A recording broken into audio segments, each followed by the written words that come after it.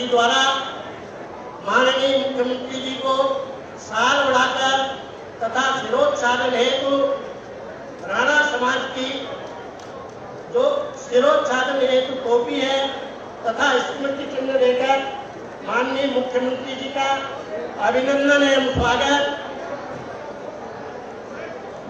साथ ही अब मैं मंडल के अध्यक्ष, चारों मंडलों के अध्यक्ष, मंडलों के महामंत्री तथा जिले के पदाधिकारी सबसे निवेदन करूंगा, सब लोग संयुक्त रूप से बड़ी माला से माननीय मुख्यमंत्री जी का अभिनंदन एवं स्वागत करेंगे।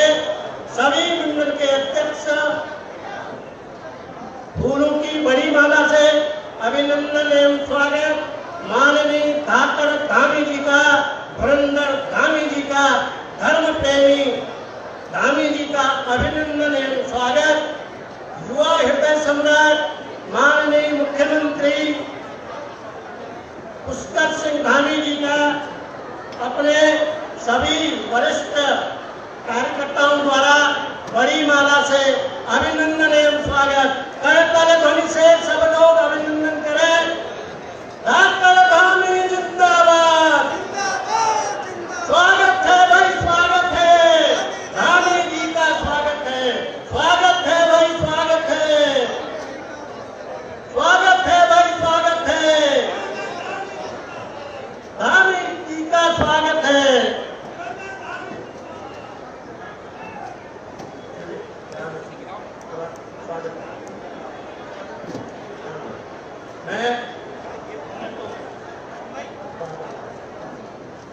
अब मैं समयाभाव है, मैं स्वागत गीत के लिए एक भूमि थारू जनजाति सांस्कृतिक उत्थान समिति केवल सिंह राणा की टीम के द्वारा धामी जिंदाबाद, धाकड़ धामी जिंदाबाद, जिंदाबाद जिंदाबाद। तैयार कर लो इधर, कौन कौन है बच्चों को। हेलो,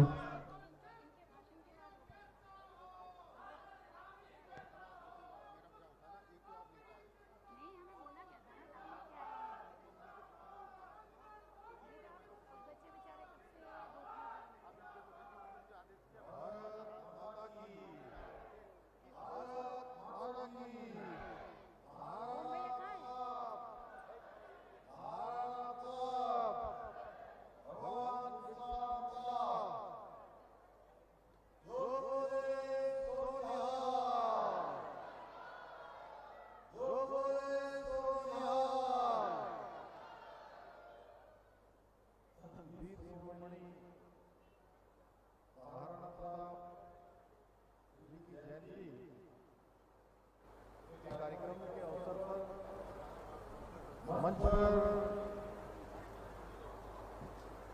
उपस्थित सभी का संबोधन सुना। इस कार्यक्रम के संयोजक नानकता विधानसभा के पूर्व विधायक डॉक्टर प्रेम सिंह राणा जी, भारतीय जनता पार्टी के सम्मानित जिलाध्यक्ष श्री कमल मंडल जी,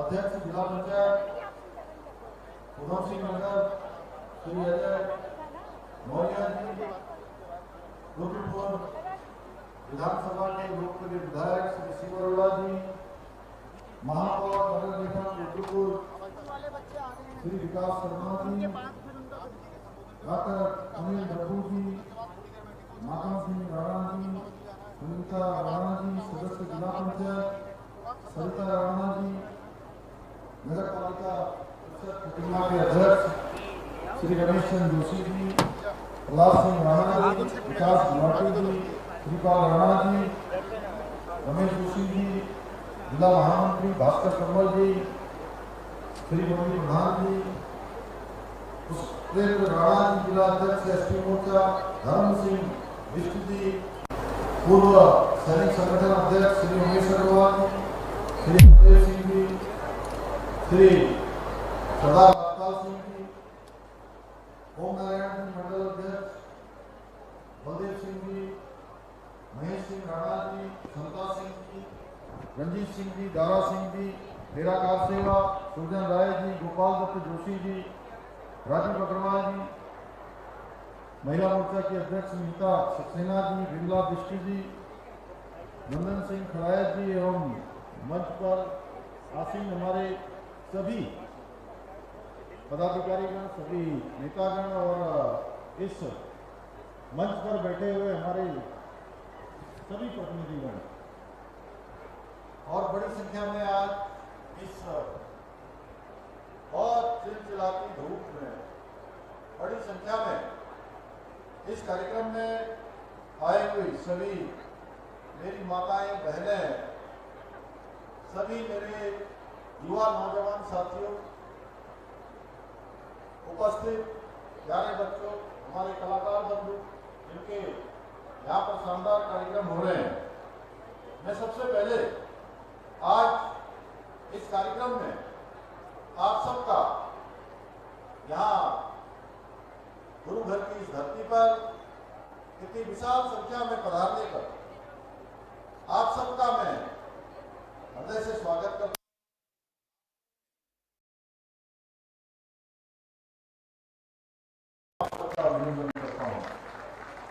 मुझे प्रसन्नता है कि आज इस पवित्र नानकता साहब की पवित्र धरती पर जहां गुरुओं का आशीर्वाद बरसता है, हम भारत मां के महान सपूत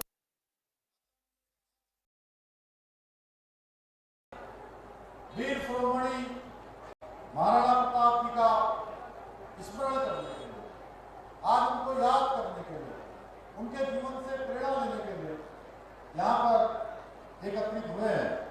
मैं इस आयोजन के लिए सभी यहाँ के हमारे जितने भालू, जनजाति, राणा, निवाड़ और नानकता क्षेत्र के सभी समाज सेवियों को, उन सबका मैं हृदय से आभार व्यक्त करता हूँ जिन्होंने इस कार्यक्रम का यहाँ पर आज शानदार संयोजन किया है। महाराणा प्रताप केवल मेवाड़ के राजा नहीं थे, बल्कि वो भारत के आन बान और स्वाभिमान के प्रतीक थे। उनका जीवन त्याग, संघर्ष, साहस और राष्ट्रभक्ति की ऐसी प्रेरणादायी गाथा है जो सदियों के बाद भी हर एक भारतवासी के मन में ऊर्जा और गर्व का संचार लगातार प्रेरित करती है। मातृभूमि की रक्षा के लिए उन्होंने जिन कठिन से कठिन परिस्थितियों का सामना किया, लेकिन अपने स्वाभिमान से कभी समझौता नहीं किया। महाराणा प्रताप का जीवन हम सभी को प्रेरणा देता है कि राष्ट्र और संस्कृति की रक्षा के लिए संघर्ष कितना भी कठिन क्यों न हो, हमें अपने सिद्धांतों से, हमें अपने मूल्यों से, हमें अपनी संस्कृति से, हमें अपने धर्म से कभी पीछे नहीं हटना चाहिए। उसके लिए अनवरत रूप से संघर्ष करना चाहिए, जिससे आने वाली पीढ़ियां हमेशा हमारा स्मरण करें, हमेशा हमको याद करें। भाइयों बहनों, थारू समाज के रीति रिवाज, लोक संस्कृति, लोकगीत, पारंपरिक नृत्य और प्रकृति के प्रति गहरा जुड़ाव हमारी अमूल्य धरोहर है। आप सभी ने न केवल अपनी जड़ों से, संस्कृति और परंपराओं से आज भी पूरी निष्ठा और पूरी मौजूदगी के साथ, मजबूती के साथ उसको संजोए रखा है। वो इस आधुनिक युग में हम सभी के लिए, अन्य समाज के लिए भी कहीं न कहीं एक प्रेरणा देने का काम करता है। भाइयों बहनों, आज आदरणीय प्रधानमंत्री श्री नरेंद्र मोदी जी के नेतृत्व में जनजातीय समाज के उत्थान के लिए, उनके उत्कृष्ट होने के लिए, उनके उन्नयन के लिए, उनके सम्मान, स्वाभिमान और समग्र विकास के लिए अनेक ऐतिहासिक कार्य पहले भी प्रारंभ किए गए हैं। आदरणीय प्रधानमंत्री जी का स्पष्ट दृष्टिकोण है कि विकास का लाभ समाज के अंतिम छोर पे खड़े हुए व्यक्ति तक पहुंचना चाहिए। हर उस व्यक्ति को मदद मिलनी चाहिए जिसको मदद की आवश्यकता है, और यही सच्चे अर्थों में सुशासन है। इसी सोच को धरातल पर उतारते हुए आज पहली बार देश में जनजातीय समुदाय के लिए अनेक कामों को आगे बढ़ाया गया है। चाहे आज हमारे बच्चों के लिए जनजातीय एकलव्य मॉडल आवासीय विद्यालय हो, प्रधानमंत्री जनजातीय उन्नत ग्राम अभियान, वन धन योजना है, प्रधानमंत्री जनजातीय विकास मिशन तथा कृषि और पशुपालन से जुड़ी हुई अनेक योजनाओं को प्रभावी रूप से आज देश के अंदर लागू किया गया है। भाइयों बहनों, आज प्रधानमंत्री श्री नरेंद्र मोदी जी के सशक्त नेतृत्व में हमारी सरकार भी जनजातीय समाज के समग्र विकास के लिए निरंतर कार्य कर रही है। हमारी सरकार द्वारा जहां एक और अटल आवास योजना में आय सीमा को व्यवहारिक बनाया गया है, पहले इसे और सरल बनाया है, वहीं घर बनाने की लागत में भी बढ़ोतरी की है ताकि अधिक से अधिक परिवारों को इसका लाभ मिल सके। हमने उधम सिंह नगर में इस योजना के तहत लगभग 3 करोड़ रुपए से अधिक की सहायता राशि प्रदान की है।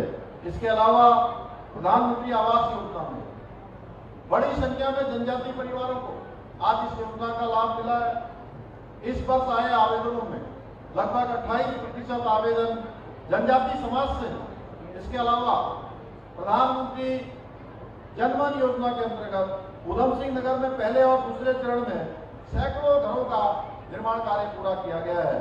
भाइयों बहनों, हमारी सरकार शिक्षा के क्षेत्र में भी जनजातीय समाज को सशक्त बनाने के लिए निरंतर ठोस कदम उठा रही है। उनके बच्चों के उत्थान के लिए अनेक योजनाओं को लागू कर रही है। जनजातीय कल्याण विभाग के माध्यम से आश्रम पद्धति विद्यालयों, छात्रावासों और ITI संस्थानों के विकास हेतु करोड़ों रुपए की धनराशि उपलब्ध कराई गई है, जिससे जनजातीय समाज के बच्चों को बेहतर शैक्षणिक माहौल प्राप्त हो। इसके अलावा इन आश्रम पद्धति विद्यालयों को कक्षा 12 तक अपग्रेड करने का काम भी किया जा रहा है। इसके अतिरिक्त एकलव्य मॉडल आवासीय विद्यालयों के माध्यम से जनजातीय समाज के बच्चों को गुणवत्तापूर्ण शिक्षा और बेहतर आवासीय सुविधाएं भी उपलब्ध कराई जा रही हैं। हमने खटीमा में बालिका छात्रावास के लिए 4 करोड़ रुपए स्वीकृत किए हैं, जबकि बाजपुर में 16 करोड़ रुपए से भी अधिक की लागत से स्कूल और छात्रावासों का निर्माण किया है। इसके अलावा गदरपुर में 100 बेड का बालक छात्रावास भी बन रहा है। वहीं ठाड़ू राजकीय इंटर कॉलेज में 2 करोड़ रुपए से अधिक की लागत से खेल मैदान का सौंदर्यीकरण, स्टेडियम, ऑडिटोरियम का आधुनिकीकरण और भवन की मरम्मत का कार्य भी किया जा रहा है। हमारी सरकार द्वारा जनजातीय समाज की माताओं और बहनों के उनके सशक्तिकरण के लिए भी आजीविका मिशन और वन धन केंद्रों के माध्यम से स्वरोजगार को बढ़ावा दिया जा रहा है, जिससे वो आत्मनिर्भर बन सके, वो स्वरोजगार और रोजगार अपना कर सके। हम जनजातीय समाज की महिलाओं को 1 करोड़ रुपए से अधिक की चक्री निधि और 8 करोड़ रुपए से अधिक की निवेश सहायता देकर उनके छोटे छोटे रोजगारों को आगे बढ़ाने का काम भी कर रहे हैं। इतना ही नहीं, आज जहां एक और विधानसभा सितारगंज में ठाड़ू विकास भवन का निर्माण किया जा रहा है, वहीं समाज कल्याण विभाग के अंतर्गत जनजातीय क्षेत्रों में अवस्थापना सुविधाओं के लिए 2 करोड़ रुपए से अधिक स्वीकृत भी किए गए हैं।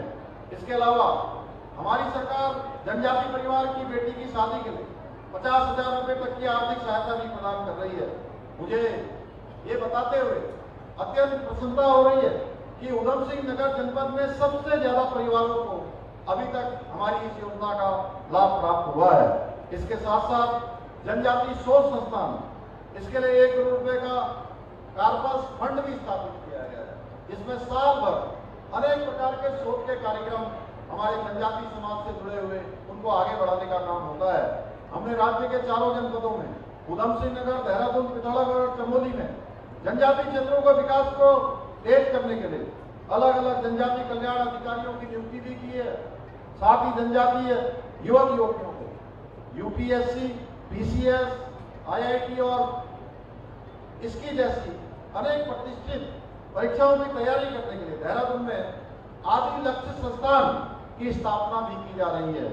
भाइयों बहनों, हमारी सरकार केवल योजनाओं को कागजों पर ही नहीं बनाती, बल्कि उन्हें धरातल पर उतार कर वास्तविक बदलाव लाने का काम भी करती है।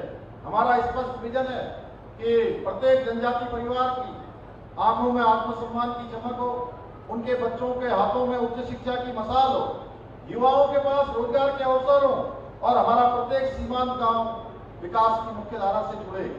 भाइयों बहनों, आज जब हमारी डबल इंजन की सरकार विकास की नई गाथा लिख रही है तो मुझे वो दौर भी याद आ रहा है जब दशकों तक देश और प्रदेश में एक ही दल का शासन हुआ करता था, एक ही पार्टी की सरकार हुआ करती। और आप सबको पता है वो कौन सी सरकार थी, कौन सी पार्टी थी। वो वही पार्टी है जिन्होंने देश की आजादी के बाद एक 5 वर्षीय नहीं, 10 वर्षीय नहीं, लगातार 6 दशकों तक इस देश के अंदर शासन करने का काम किया है। वो पार्टी है कांग्रेस पार्टी। लेकिन बड़े दुख के साथ कहना पड़ रहा है कि कांग्रेस के उस लंबे शासन काल में हमारे जनजाति समाज हो, थारू समाज हो, उन समाज की उनको हमारे इन भाई बहनों, इस समाज के भाई बहनों को विकास की मुख्य धारा से कोसों दूर रखा गया है। मुख्य धारा में आने का कोई अवसर उनको प्रदान नहीं किया गया। कांग्रेस के लिए हमारा ये समाज केवल और केवल एक वोट बैंक भर हुआ करता था। उन्होंने आपको हमेशा मुख्यालयों से काट कर रखा ताकि उनकी राजनीति की दुकान चलती रहे। आज जब हमारी सरकार आपके बच्चों के लिए काम कर रही है, आपके समग्र विकास के लिए काम कर रही है, नई नई योजनाएं आज आदरणीय प्रधानमंत्री जी के नेतृत्व में, चाहे केंद्र की सरकार में हो, चाहे राज्य की सरकार में हो, चाहे एकलव्य विद्यालय बना रही हो, हॉस्टल बना रही हो, तो जब ऐसा विकास हो रहा है, हमारे इस समाज के बच्चे भी आगे आ रहे हैं, तो आज उनको ये विकास देखकर हमारे बच्चे आज विभिन्न संस्थानों में बड़ी बड़ी पोस्टों में जा रहे हैं, तो इनको तकलीफ हो रही है। क्योंकि कांग्रेस के लिए विकास का अर्थ कभी भी जन कल्याण नहीं रहा। उनके लिए विकास का मतलब अपना और अपनों का विकास रहा। मैं आज आप सबसे पूछना चाहता हूँ, ये प्रश्न मेरे मन में अक्सर आता है कि जिस पार्टी ने भगवान बिरसा मुंडा जैसे महापुरुष को, महानायक को इतिहास के पन्नों में जगह नहीं दी, क्या वो कभी थारू समाज की विरासत का सम्मान कर सकते हैं? भाइयों बहनों, वो कभी नहीं कर सकते। आज स्थिति पूरी तरह बदल चुकी है। 2014 के बाद आदरणीय प्रधानमंत्री नरेंद्र मोदी जी ने जनजातीय समाज को वो सम्मान दिया जिसके वो वास्तविक हकदार थे। आज देश के सबसे बड़े संवैधानिक पद, सर्वोच्च पद पर आदरणीय द्रौपदी मुर्मू जी का बैठना इस बात का प्रमाण है कि भाजपा के लिए जनजातीय समाज वोट बैंक नहीं है, बल्कि वो देश का गौरव है। आदरणीय प्रधानमंत्री जी ने पहली बार भगवान बिरसा मुंडा जी की जयंती को जनजाति गौरव दिवस के रूप में मनाने का ऐतिहासिक निर्णय लिया।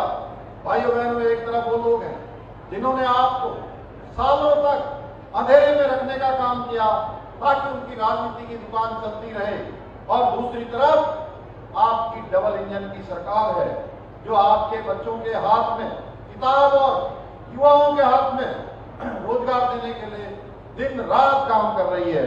भाइयों बहनों, जहां भगवान बिरसा मुंडा जी का जीवन हमें सिखाता है कि अपनी जड़ों, अपनी संस्कृति और अपने स्वाभिमान के लिए कैसे लड़ा जाता है, कैसे संघर्ष किया जाता है, और धर्मांतरण जैसी कुरीतियों के विरुद्ध समाज की सांस्कृतिक पहचान और उसके स्वाभिमान की कैसे रक्षा की जाती है, वहीं वीर शिरोमणि महाराणा प्रताप जी के जीवन से हमें एक प्रेरणा मिलती है कि चाहे कुछ भी हो जाए पर अपने धर्म और स्वाभिमान के साथ कभी समझौता नहीं करना है।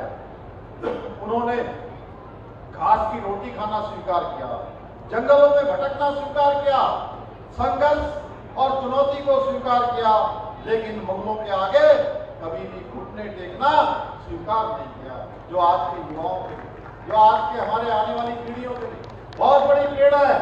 लेकिन पिछले कुछ दिनों से यह सुनने में आ रहा है कि तराई के इस शांत क्षेत्र में धर्मांतरण का गंदा खेल खेला जा रहा है। भाइयों बहनों, हमने सौगंध ली है, हमने शपथ ली है, हमने संकल्प लिया है कि हम देवभूमि की रक्षा के लिए चाहे जो भी करना होगा, यहाँ के देवत्व को बचाने के लिए हम वो सभी काम करेंगे, लेकिन देवभूमि के अस्तित्व को कोई नुकसान नहीं होने देंगे। कुछ राष्ट्र विरोधी और राष्ट्र विरोधी, समाज विरोधी ताकतें हमारी भोली भाली जनता और थारू समाज की मासूमियत का फायदा उठाने की कोशिश कर रही है। आज मैं इस मंच से उन सभी अधर्मियों को कड़ी चेतावनी देना चाहता हूं और कहना चाहता हूं कि वो कान खोलकर सुन लें कि हमारी देवभूमि है। यहाँ अधर्म और छल का खेल किसी भी कीमत पर नहीं चलेगा। हमारी संस्कृति के साथ खिलवाड़ करने की कोशिश की तो इसके परिणाम बहुत घातक होंगे। इस प्रकार के अनैतिक कार्य को रोकने के लिए हमारी सरकार ने सबसे कठोर धर्मांतरण विरोधी कानून बनाया है ताकि कोई भी आपकी आस्था के साथ खिलवाड़ न कर सके। इसके साथ साथ हमने स्पष्ट किया है कि देवभूमि में लैंड जिहाद, लव जिहाद, थूक जिहाद जैसी दूषित और मुल्लावादी मानसिकताओं के लिए देवभूमि के अंदर कोई स्थान नहीं है। भाइयों बहनों, मैंने प्रशासन को भी स्पष्ट निर्देश दिए हैं कि नानक बताओ प्रदेश का कोई भी कोना हो, जहां भी धर्मांतरण की शिकायत मिलेगी वहां पर शासन के द्वारा, सरकार के द्वारा, प्रशासन के द्वारा, पुलिस के द्वारा कड़ी से कड़ी कार्रवाई की जाएगी। जो लोग हमारी भोली भाली जनता को बहलाने का काम कर रहे हैं उनके लिए देवभूमि में कोई जगह नहीं है, कोई स्थान यहाँ नहीं है उनके लिए।